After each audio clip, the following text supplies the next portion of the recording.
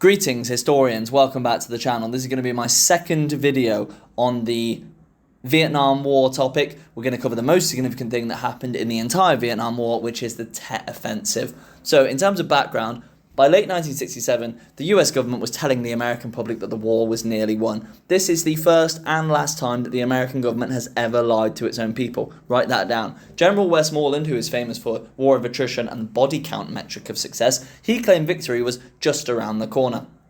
This is because, after the Gulf of Tonkin resolution, the US had nearly 500,000 troops in Vietnam and controlled most of the major cities. Meanwhile, the Viet Cong and the NVA, the North Vietnamese Army, was suffering huge losses. But they believed that morale and political will, not military power, would decide the war. Remember, the North Vietnamese and Viet Cong are fighting for a real thing: national liberation, freedom from foreign exploitation. The American government and the American soldiers are fighting because they're being told to. It's a massive difference. So Hanoi, meaning the North Vietnamese government, planned something dramatic, a nationwide shock attack to break American confidence. They chose Tet, the Vietnamese New Year, normally a holiday ceasefire. Remember, let's not think that the Viet Cong are the good guys in this story. They choose this day, which is supposed to be a ceasefire, to be the stage of their biggest attack yet. The US believe that there's no way they would attack during a ceasefire and that they were far too weak for a major offensive. Spoiler alert, they were wrong. So here are the key events that happened in the Tet Offensive. 31st of January 1968, Tet begins. In one coordinated attack, 84,000 Viet Cong and NVA troops strike 100 towns and cities simultaneously, including Saigon, the American Embassy, Hue, Da Nang, 36 provincial capitals. The biggest, most shocking part of this is the Viet Cong storms the American Embassy in Saigon, breaching the compound and nearly capturing the whole thing. Militarily, every single one of these attacks fails. All 100 locations are won back pretty quickly, but symbolically, this shocks the whole world. The American government has told its people they're in a slightly long, drawn-out conflict against a bunch of third world rice farmers, but now they've seen that they've actually got nearly 100,000 men and they're capable of attacking 100 places simultaneously. The Battle of Hue and Khe Sanh are the two most important battles in this whole event. So Battle of Hue was the most intense urban battle of the war. The NVA held this city, which was actually the historical capital of Vietnam, for nearly a month. The US and the ARVN had to fight street by street, block by block, room by room, house by house, urban warfare that they'd never experienced before. This was like Battle of Stalingrad level stuff, and over 4,000 civilians are caught in the crossfire here and are massacred by the communist forces. This makes, even though America win, it makes them look bad. It's not supposed to be this difficult to win a war in Vietnam. Johnson and Westmoreland have told us we're about to win this war. Why are we now fighting a month to win one particular city? Simultaneously, there's the siege of Khe Sanh, which Westmoreland said was another Dien Bien Phu. The Viet Cong and NVA capture an American base. Eventually, the US capture it back. But it shows again that the Viet Cong are far more capable than the American government has been telling the people. So the military outcome of the Tet Offensive is absolute devastating loss for the Viet Cong.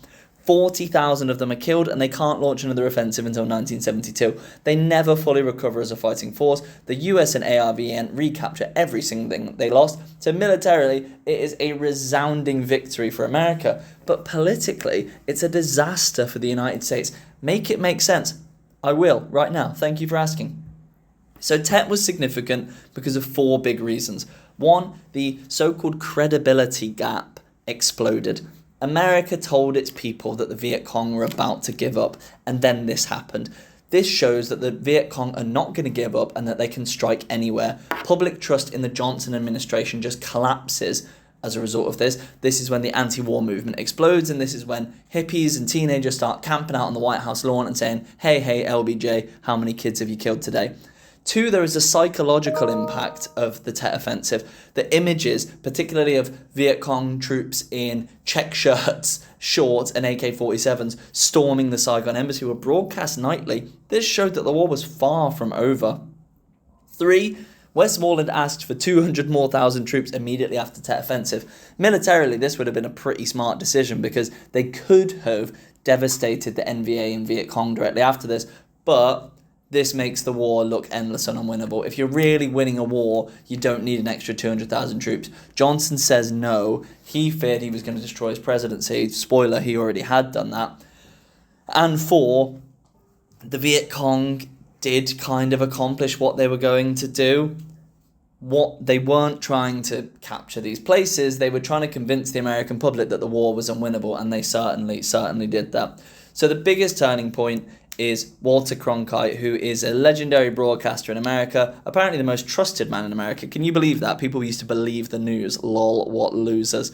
He, reporting on the Tet Offensive, told millions of viewers, quote, "It is increasingly clear to this reporter that the only rational way out will be to negotiate, not as victors, but as an honourable people in a stalemate." So Walter Cronkite, who is apparently the most trusted man in America, says on TV, look, lads, we're not going to win this. We're probably not going to lose either, but we should probably give up now and try to come up with some sort of draw.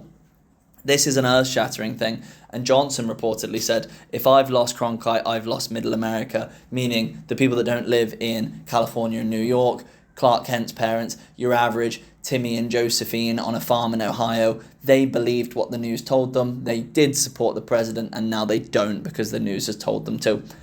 So the key thing that happens after Tet is in March 1968, Johnson announces that he's not going to seek re-election. He also tried to begin to de-escalate US involvement and start American peace talks.